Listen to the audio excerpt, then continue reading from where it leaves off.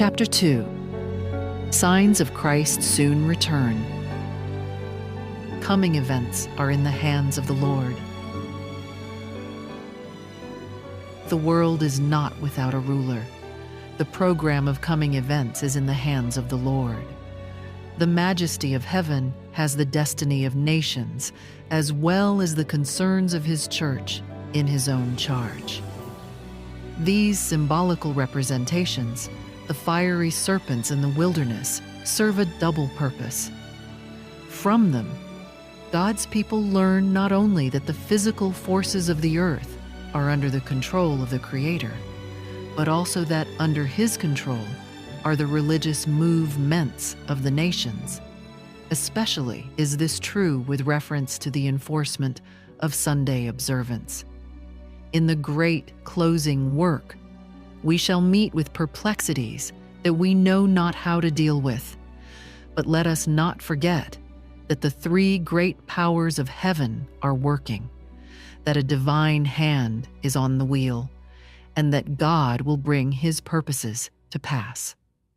As the wheel-like complications were under the guidance of the hand beneath the wings of the cherubim, so the complicated play of human events is under divine control. Amidst the strife and tumult of nations, He that sitteth above the cherubim still guides the affairs of the earth. In the annals of human history, the growth of nations, the rise and fall of empires appear as if dependent on the will and prowess of man. The shaping of events seems, to a great degree, to be determined by his power, ambition, or caprice. But in the Word of God, the curtain is drawn aside, and we behold, above, behind, and through all the play and counterplay of human interest and power and passions, the agencies of the all-merciful One, silently, patiently, working out the counsels of His own will. Heaven's regard for earth's affairs.